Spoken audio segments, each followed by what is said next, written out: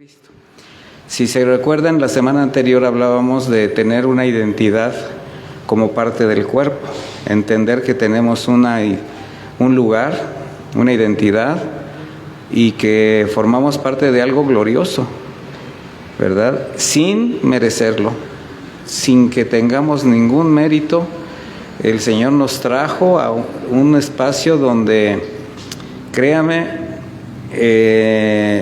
si pudiéramos pretender alcanzar la magnitud de lo que representa ser hijos de Dios, no alcanzaría nuestra mente a entenderlo, pero el ser humano es especial en su manera de conducirse, de pensar, y pues menosprecia la gracia la mayor de las veces, ¿no? Vamos a hablar qué es ser un discípulo, y lo primero que vamos a ir es al libro de Lucas, capítulo 6, por favor.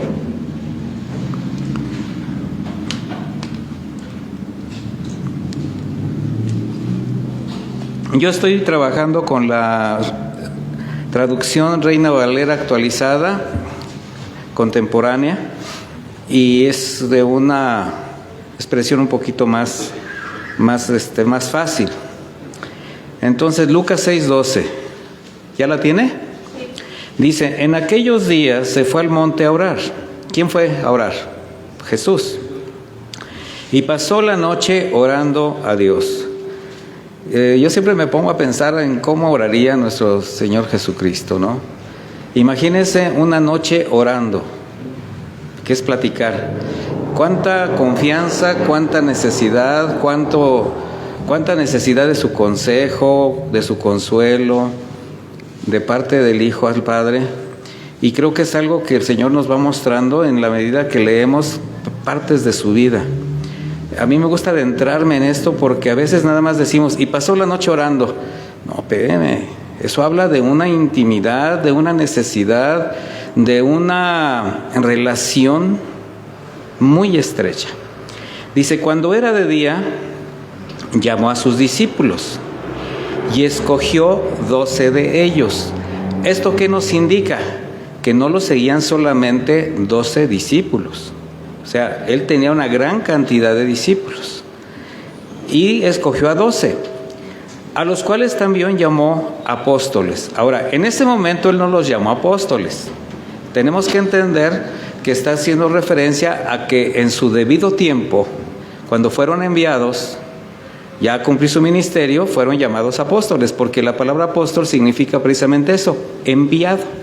No tiene que ver con una jerarquía, no tiene que ver con ninguna forma de expresión que pueda denotar a alguien mayor. No, simplemente creo que un apóstol es precisamente un siervo más siervo que todos los demás siervos, ¿verdad? Pero bueno, dice en el versículo 14, a Simón, a quien también llamó Pedro, a Andrés su hermano, Jacobo y Juan, Felipe y Bartolomé, Mateo, Tomás, Jacobo hijo de Alfeo, Simón llamado Celote, Judas hermano de Jacobo y Judas Iscariote, que llegó a ser el traidor. Aquí ya vamos a ver que ya están dentro de su grupo cercano de discípulos 2 de sus hermanos en la carne. Uno es Judas, quien escribió la carta de Judas, y el otro es Jacobo, quien él es conocido como Santiago. Bueno, vemos que según el hábito del Señor Jesús de estar con su Padre, pasó la noche orando con la intención de recibir su consejo. Para eso era. Así fue como llamó a 12 de sus discípulos. O sea, no los llamó simplemente por llamarlos. Él tenía, aunque él era Dios, pero él estaba mostrando su necesidad de ir al Padre, porque esa parte es importante que nosotros la entendamos. Entonces, llamó a sus discípulos 12 primeros, pues con la intención de ¿qué? De formarlos, y a su tiempo cumplieran con la comisión a la que serían enviados. Lo primero que vamos a notar en estos discípulos es que eran personas comunes. Eso tiene que ser algo que entendamos. Con muchos defectos, con muy pocas virtudes, y el Señor lo sabía. O sea, ¿usted cree que Él sabe cómo andamos todos? Sí lo sabe. Pero también sabía que había algo en ellos, además de las necesidades propias de otra persona, de cualquiera. Ellos tenían un corazón sensible a la palabra del Señor, a la palabra del Maestro. Y aunque ellos no lo sabían, porque el Señor sí sabía de ellos, pero ellos no sabían las intenciones del Señor, ellos habían sido llamados y estaban siendo capacitados para la mayor obra sobre la tierra. Y esto es parte de lo que todos tenemos que entender. Cuando el Señor nos llama, Él sabe a quién llama, por qué nos llama, cuál es su propósito, qué ve adelante de cada uno de nosotros. Y nosotros no entendemos a veces por qué hizo eso, pero finalmente lo hace. El Señor, al enviar a su Hijo Jesús a este mundo, pues lo hizo con una intención. Y esa es la intención que va a sembrar en el corazón de estos discípulos. Llevar el Evangelio de salvación ¿por medio de quién? Una iglesia formada por gente común como ellos. O sea, ellos iban a ser capacitados para tratar con gente igual que ellos, con vidas que ofendían la santidad de Dios por su condición de pecado y con una mente llena de pensamientos corruptos, rebeldes a la voluntad de Dios. O sea, así como ellos también iban a tratar con otros de la misma calidad espiritual. Y es algo que tenemos que entender. El Señor, al enviar a Jesús, fue para redimir al hombre de su pecado. Y eso es lo que nos debe dar a nosotros paz, porque todos venimos del mismo fango, mis hermanos. Aquí no se trata de ver quién hizo cosas peores o mayores o mejores. No. Simplemente todos necesitábamos esa paz, esa reconciliación con el Padre para podernos, pues ahora sí que primero salvarnos de la condenación eterna y en esa nueva condición espiritual hacernos discípulos, porque ese es el primer paso. Discípulos de Cristo, ¿por qué? Porque Él va a formar en nosotros su carácter, para que a su debido tiempo cada uno cumpla con la misión. O sea, la misión es para todos nosotros. ¿Cuál misión? Proclamar la obra que Él consumó en la cruz. Y esto es un gran desafío. Como hablábamos la semana anterior, hay quienes no consideran que esto forma parte de la vida que ya tienen en Cristo Jesús. ¿Por qué es un desafío? Por las demandas de este propósito. Para muchos discípulos, o sea, para muchos creyentes, ser un auténtico discípulo de Cristo no solamente se convierte en desafíos, sino en una pesada carga. Hay quienes consideran carga el ministerio que el Señor nos ha dado a todos. ¿Por qué cree que se puede considerar como carga el mandato del Señor de proclamar el Evangelio?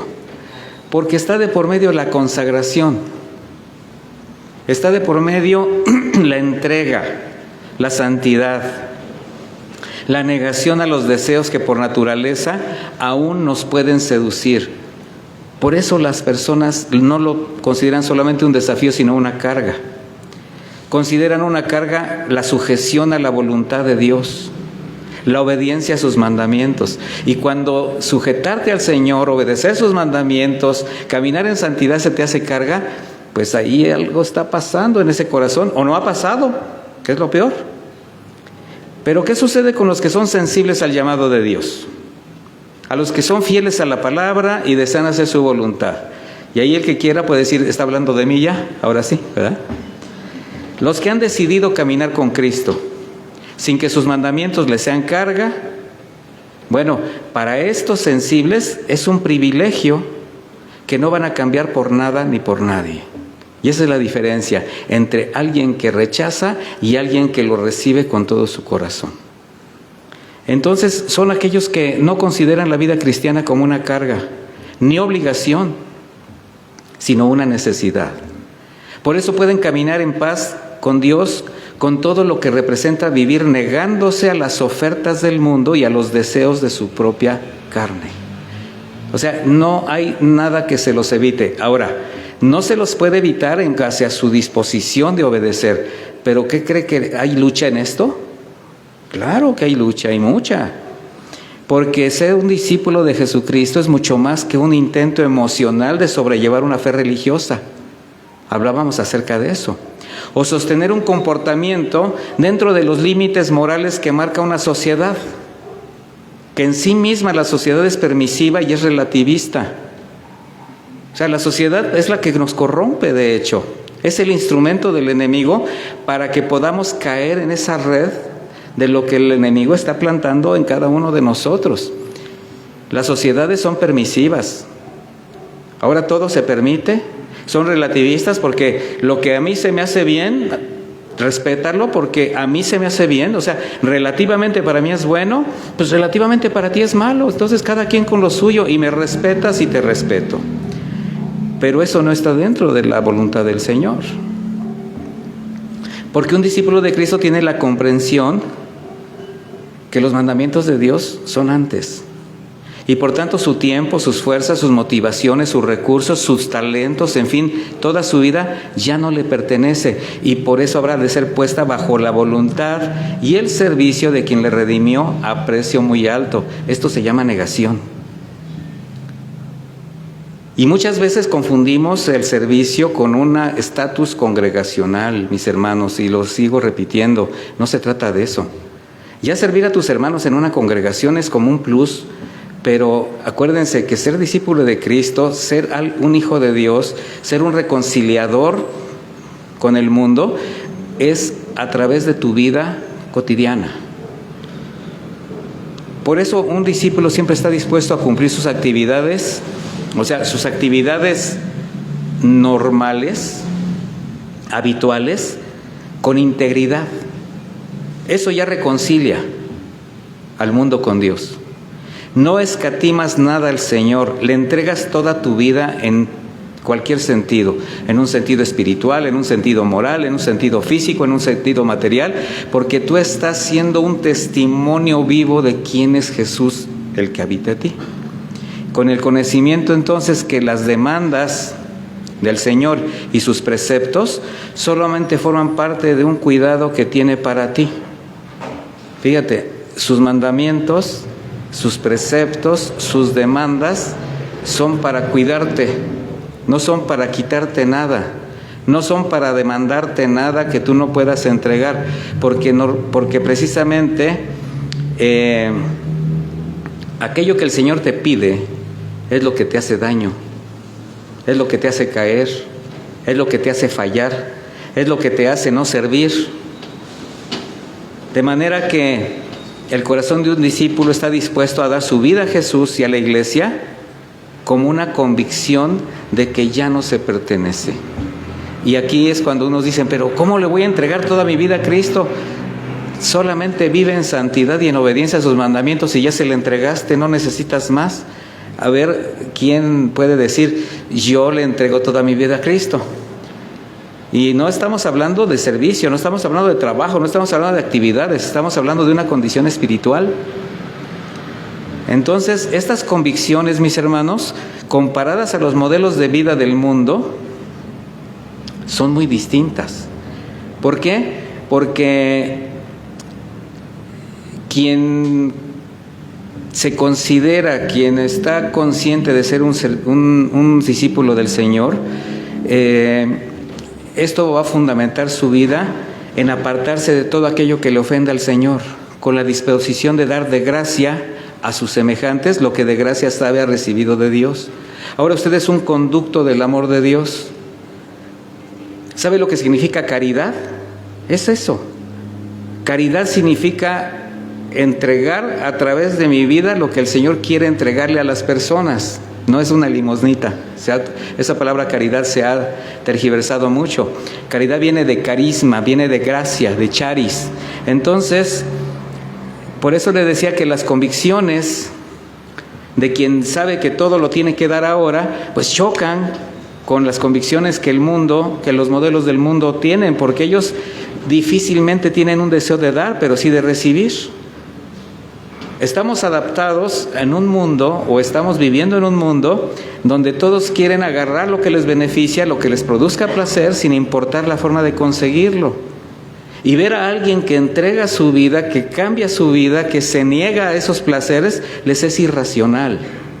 Se les hace extraño. O sea, imagínense cuántos están pensando que somos unos irracionales al perder nuestro tiempo, porque eso dicen, en venir a aprender la palabra de Dios para que nuestra vida cambie.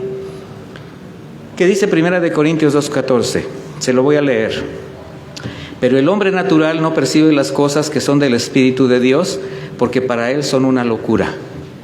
Así es como nos ven. Y tampoco las pueden entender, fíjese. No solamente no las pueden, no las perciben, sino dice, tampoco las pueden entender porque se tienen que discernir espiritualmente. Ahora, ¿cómo se puede discernir algo espiritualmente? Cuando el Espíritu de Dios está en ti.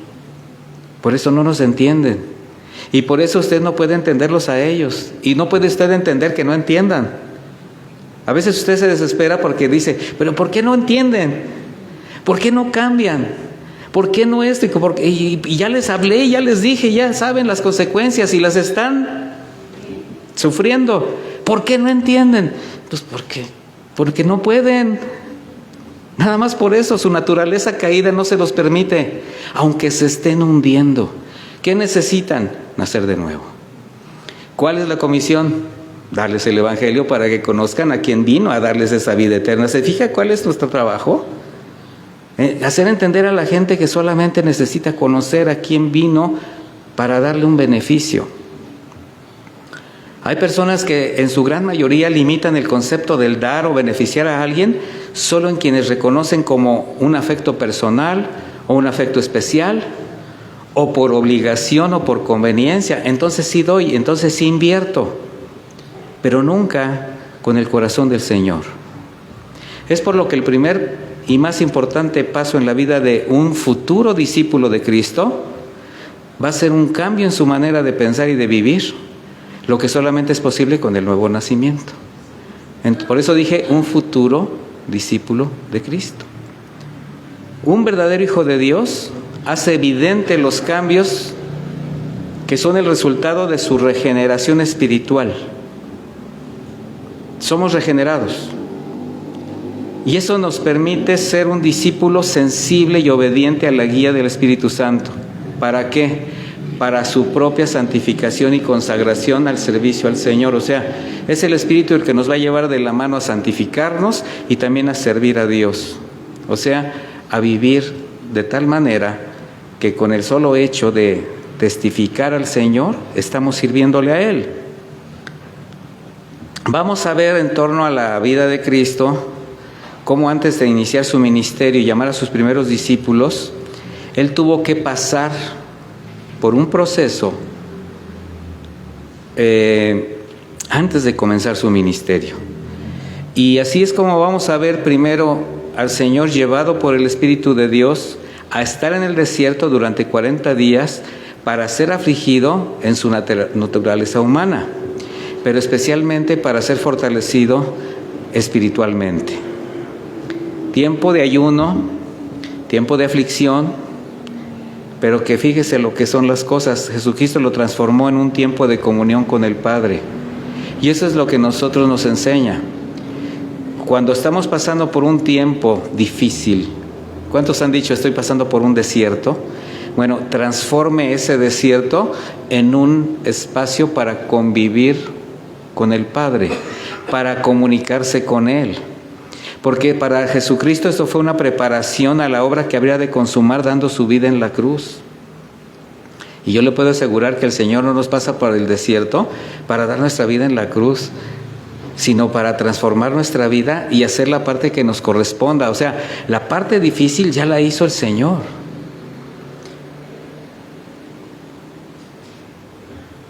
El Señor tenía que terminar en una cruz para redimirnos. Pero antes tenía que entregar toda su vida a la predicación del Evangelio de la salvación por gracia. También a extender misericordia a los necesitados. Fíjese para todo lo que se estaba preparando. Mas así fue como Él mostró el amor del Padre. Pero también especialmente capacitaba a quienes habrían de continuar con esta obra. O sea, todo esto que el Señor estaba haciendo y que hizo durante 3 años, ¿qué tuvo que pasar antes Él? Por una prueba, por una aflicción, por un desierto, para ser fortalecido. De manera que al finalizar estos días en el desierto, su cuerpo debilitado por el esfuerzo, pues fue sacudido por necesidades físicas naturales, como el hambre, la sed y el cansancio. Y esa es una de las condiciones más vulnerables que el enemigo aprovechó para tentar y tratar de seducirlo en 3 de las áreas de mayor fragilidad para el hombre. O sea, esto que pasó el Señor en el desierto solamente fue para mostrarnos que en su naturaleza humana Él pudo salir adelante, Él pudo vencer. 3 agresiones. Primero, ¿cuáles fueron? Las necesidades físicas. Vaya conmigo a Mateo 4:3.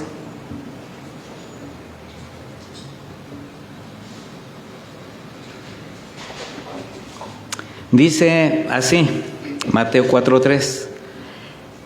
El tentador se le acercó y le dijo: si eres hijo de Dios, di que estas piedras se conviertan en pan.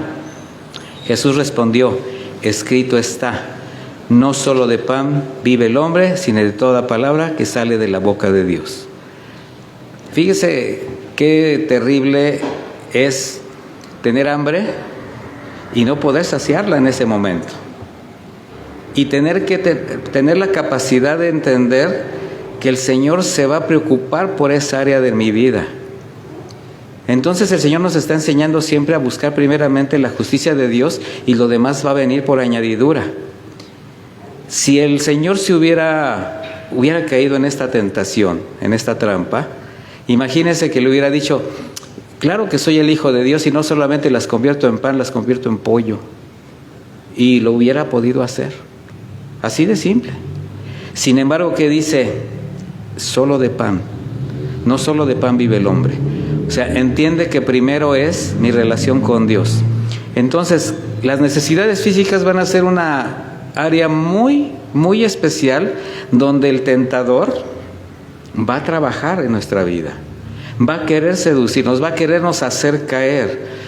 Y ahí es donde nosotros tenemos que manifestar nuestra confianza. Para eso es el desierto, para fortalecernos. Otro de las maneras como lo trata, el orgullo. Primero fueron las necesidades físicas, luego fue el orgullo.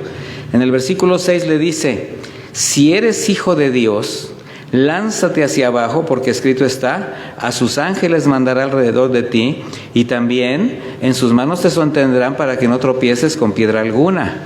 Jesús le dijo: también está escrito, no tentarás al Señor tu Dios. Se da cuenta que el tentador, que Satanás, usó la Biblia, pero se dio cuenta que la usó mal, porque sacó del contexto las frases con las que quiso seducir a Jesús. Y eso nos da un indicador. Satanás se sabe la Biblia mejor que usted y que yo, así de sencillo. Y él la va a usar, pero la va a usar mal. Y prueba está de tantos manipuladores de la palabra de Dios que parecen emisarios de Satanás, que se dedican a manipular a la gente para lo que ya sabemos. No vamos a hablar de eso. Y nuevamente lo tienta. Ahora va a tentarlo con algo que se llama ambición. Primero necesidades físicas, luego orgullo, ahora ambición. Mateo 4:8.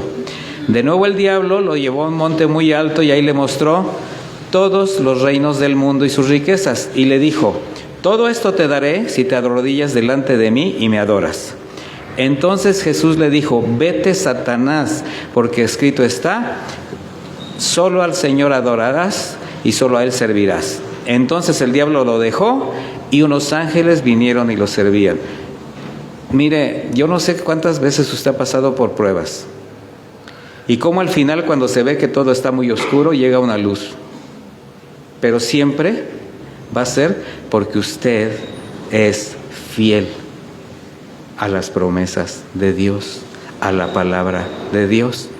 Y sin que usted lo diga, sin que usted lo pretenda, sin que usted lo crea, el Señor manda ángeles. En la época de Elías eran cuervos, pero siempre manda a alguien, manda algo, hace algo que nos permite ver su gracia. ¿Qué nos enseña esto primeramente? La fragilidad del hombre. Su facilidad a ser seducido por tentaciones que siempre estarán presentes a lo largo de tu vida.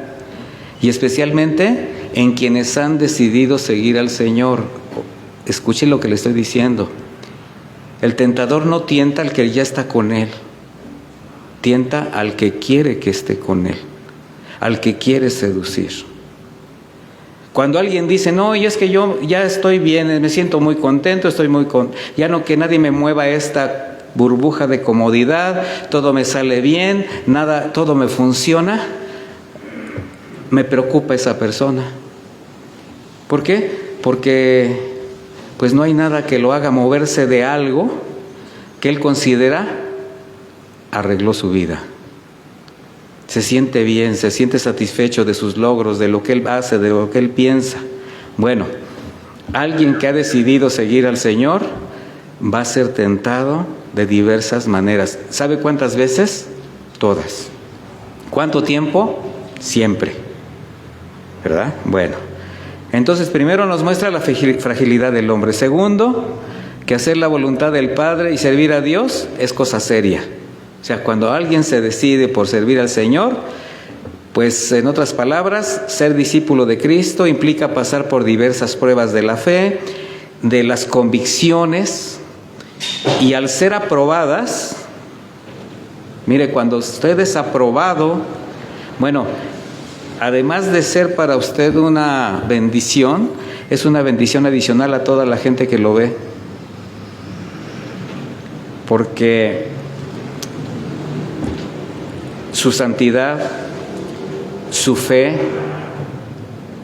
sus pruebas que pase, son una gran bendición para quienes son testigos de su vida y de quienes vienen detrás de usted intentando andar el mismo camino. O sea, nos tenemos que poner a pensar en que somos testimonio de los que vienen atrás. Y usted a veces no sabe ni quién lo está viendo. ¿Quiénes son los primeros que lo están viendo? Sus hijos, su familia. ¿Le interesa a usted que sus hijos caminen con Dios? Entonces usted tiene que mostrarles a ellos que usted cree en Dios, que usted camina con Dios, que usted tiene esa disposición de estar en esta obra que el Señor vino a consumar y que nos dejó por comisión. Entonces vamos a ver el orden de Jesús en la formación de sus discípulos. Y vamos a seguir con el capítulo 4 de Mateo, en el versículo 17. Ya salió el Señor del desierto. Dice, desde entonces Jesús, o sea, desde que salió del desierto, comenzó a predicar y decía, arrepiéntanse porque el reino de los cielos se ha acercado. Mientras Jesús caminaba junto al lago de Galilea, vio a dos hermanos, Simón llamado Pedro, Andrés, que estaban echando la red al agua, pues eran pescadores. Jesús les dijo, síganme y yo haré de ustedes pescadores de hombres. Ellos entonces, dejando al instante las redes, lo siguieron. Un poco más adelante vio otros dos hermanos, Jacobo y Juan, hijos de Zebedeo, quienes estaban en la barca junto a su padre y remendaban sus redes. Jesús los llamó y ellos, dejando al instante la barca y a su padre, lo siguieron. Si usted cree que fueron actos inmediatos, es porque lo leemos de corridito. Pero lea primero que dice, desde entonces Jesús comenzó a predicar. Entonces, ¿Jesús qué hacía mientras caminaba? Predicaba el reino, ¿verdad? Y dice, mientras Jesús caminaba, entonces, ¿cuántas veces caminaría el Señor por esa riviera del lago, del mar de Galilea? ¿Cuántas veces Pedro y Andrés lo verían desde lejos escuchándolo? ¿Cuántas veces alguien por ahí veía? Bueno, este es un proceso, mis hermanos, porque muchas veces se puede malinterpretar el hecho de decir, él le dijo, vente, y se para y avienta todo y adiós familia. Dios no nos hace eso, lo vamos a ver con el tiempo, lo vamos a ver a través de las enseñanzas, pero sí está buscando corazones sensibles que llegue un momento que decidan seguirle a Él. De manera que,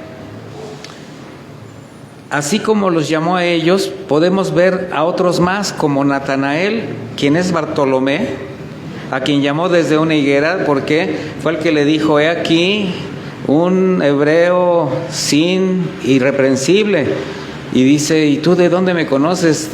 Te vi abajo de una higuera. ¿Se imagina Natanael así como, ¿a qué hora? Si yo estaba solo, ¿verdad? O por ejemplo a Mateo, cuando lo llama desde su trabajo como cobrador de impuestos, o a Saulo desde su trinchera religiosa, ¿verdad? Todos distintos, pero respondiendo sensibles al llamado que Jesús les hizo. Así es como el Señor trabaja. Todos somos distintos, pero está buscando una sensibilidad especial en cada uno de nosotros. Y Él sabe a quién llama. Vamos a ver cómo a través del tiempo, en el libro de los Hechos, vemos ahora cómo los primeros discípulos, los primeros apóstoles empezaron a trabajar. Y en Hechos 11:25, ya Saulo fue llamado, el Señor ya está glorificado, los apóstoles comenzaron a trabajar en la obra, y dice Hechos 11:25, después fue Bernabé a Tarso para buscar a Saulo, y hallándole le trajo a Antioquía. ¿Sabe usted por qué Bernabé fue a ver a Saulo? Pues porque los apóstoles lo rechazaron, nada más por eso. Cuando Saulo se presentó delante de los apóstoles para decirles, ya me convertí y ahora quiero caminar con ustedes, ¿qué cree que les dijeron? No te creemos. Eso hizo que Saulo, de alguna manera se sintiera rechazado, y lo que hizo fue regresar a su tierra. Él no estaba renunciando a nada. Él sabía el llamado que tenía, pero también sabía que había un tiempo para esto. Ahora, Bernabé es un hombre usado por el Señor en varias ocasiones con un ministerio de reconciliar. De hecho, su nombre así se traduce, como reconciliador, alguien que sabe limar partes y los une. Él también reconcilió después a Juan Marcos con Pablo, cuando Pablo lo rechazó para que continuara con él en el camino, a Marcos, el que también después escribió un evangelio. Bueno, dice que Bernabé fue a Tarso a buscar a Saulo, dice, y hallándole le trajo a Antioquía. Le dijo, ¿sabes qué, Saulo? Todos te tienen miedo, todos sí te rechazaron, pero yo sé que eres un hombre de Dios. Y vengo a invitarte a que me acompañes a Antioquía a predicar el evangelio. ¿Qué cree que hizo Saulo? Vamos, ¿verdad? Dice, y se congregaron ahí todo un año con la iglesia. Estamos hablando de que pasaron un tiempo trabajando. Dice, y enseñaron ¿a cuánta gente? A mucha gente. Y a los discípulos se les llamó cristianos por primera vez en Antioquía. En este pasaje encontramos dos nombres representativos de quienes decidieron seguir a Jesús y servir a su iglesia: discípulos y cristianos. Es el inicio de la iglesia. ¿Qué es un discípulo? Mire, para que más o menos se vaya usted así como orientando. La palabra discípulo, del griego mathetes, con TH, señala a un aprendiz que desea aprender, porque hay aprendices que no quieren aprender. Esto hay que entenderlo. Este es un aprendiz que desea aprender, pero mediante el esfuerzo. ¿Usted cree que aprender es un esfuerzo? ¿Requiere esfuerzo? Usted está aquí aprendiendo y tuvo que esforzarse por venir, invierte su tiempo, su dinero, su transporte, no sé, lo que tenga que renunciar. Bueno, un aprendiz que desea aprender mediante el esfuerzo es alguien que voluntariamente se convierte en alumno de un maestro para seguirle y aprender de él. Ese es un aprendiz. Para nosotros los creyentes es aprender del Supremo Maestro. ¿Quién es? Jesús. Eso es como se traduce la palabra discípulo. ¿Qué es un cristiano? Bueno, la palabra cristiano, que dice que por primera vez se le llamó a los cristianos en Antioquía, es del griego Christianop, palabra que literalmente se traduce como Cristo pequeño, como Cristito. De manera que ser cristiano, ahora sí vamos a decirlo con todas sus palabras, no es afiliarse a una religión o a una denominación cristiana. Tampoco representa tener fidelidad a un líder, sino la vida consagrada de un creyente que se entrega, se esfuerza por andar conforme a las enseñanzas y ejemplo de Jesucristo. Ese es un cristiano. Un discípulo es sensible al trato del Espíritu Santo en su vida y su carácter. ¿Por qué? Porque su carácter va a ser transformado en el carácter de Jesús. Y para que eso suceda, alguien tiene que menguar y alguien tiene que crecer. ¿Quién tiene que menguar? Pues nosotros. ¿Quién tiene que crecer? Jesús. Para que el carácter de Jesús sea el que se manifieste a todas las personas que nosotros nos acercamos. Cuando usted predica el Evangelio, cuando usted hace su vida cotidiana, cuando usted hace las cosas para Dios, usted está presentando a Jesús, mi hermano. O sea, deje ver a Jesús, desaparezca usted, quite el yo, porque es bien fácil cuando uno está evangelizando hasta decir, es que yo, no, quite el yo, es que Jesús me transformó, es que Él hizo la obra en mí. Y si habla de usted, hable de lo que ya no quiere hablar. Jesús dijo que un discípulo no es mayor que su maestro. En Lucas 6:40 lo podemos encontrar, no vaya para allá. Pero sí dice que debe imitarlo. O sea, el discípulo nunca será mayor al maestro, pero lo debe imitar. Pablo lo entendió y así lo enseñó exhortando a la iglesia a ser como Cristo. En 1 Corintios 11:1, él dice, sean ustedes imitadores de mí, así como yo lo soy de Cristo. ¿Piensa usted que es un estándar muy alto? Sí. ¿Quién pudiera expresar esto con libertad delante de los demás? Sean imitadores de mí porque yo soy imitador de Cristo. Bueno, en Filipenses 3:17 dice, sean imitadores de mí y presten atención a los que así se conducen según el ejemplo que tienen en nosotros. ¿Eso qué quiere decir? Que un discípulo hace más discípulos. Y que alguien que es digno de confianza en ser imitado es alguien que camina conforme a la voluntad de Dios.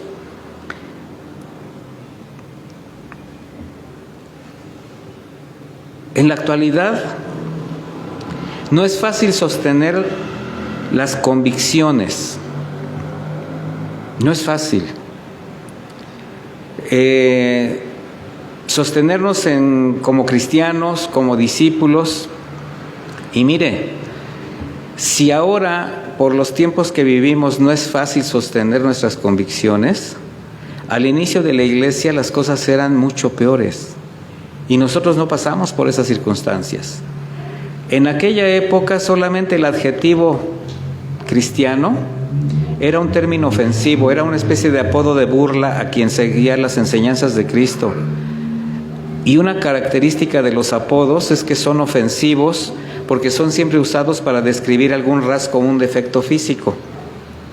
A veces también para enfatizar el origen de alguien. Por ejemplo, ahí dicen, ahí viene, por ejemplo, el chilango, ¿verdad? O el tejano, cosas así. La forma de vida de alguien, pues en un apodo, ¿verdad? Le pueden decir.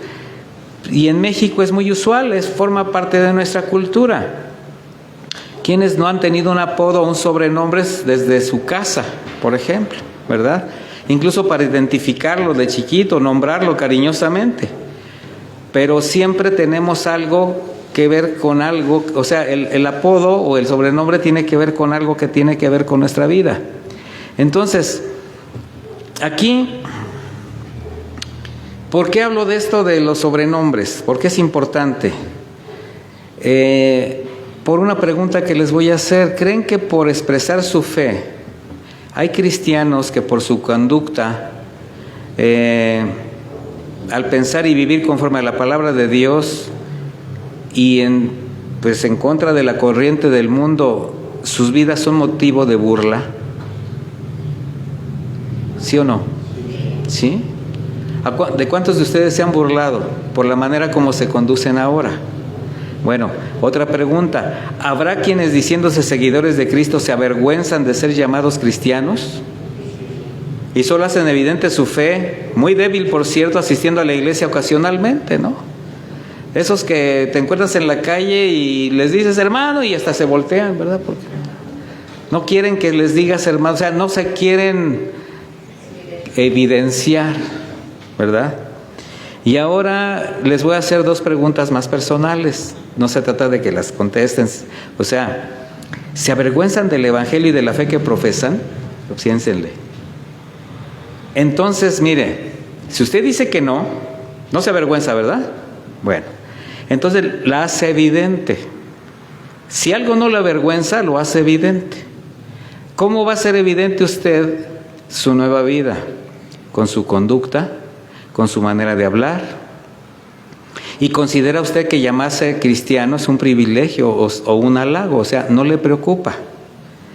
Y la última pregunta sería, si se reconoce como cristiano y no se avergüenza del Evangelio, si usted observa su testimonio de vida, ¿se considera digno del sobrenombre cristiano o pequeño Cristo? Porque eso significa. O sea, ¿se siente usted digno de ser llamado cristiano? Así como, aunque fuera un apodo. Porque acuérdese que les decían a los cristianos, mira ese Cristito. Ahora le puede decir, mira ese cristianito, ¿verdad? Pero ¿por qué se lo dicen? Porque están identificando en usted una vida diferente de cómo reacciona. Y el mundo sigue haciendo burla de quienes profesamos la fe en Cristo. Pero es vergonzoso ver que la influencia del mundo en muchos creyentes, pues, ¿cómo la podemos ver? Por la manera como viven, menospreciando la palabra de Dios. Bueno, eso es lamentable.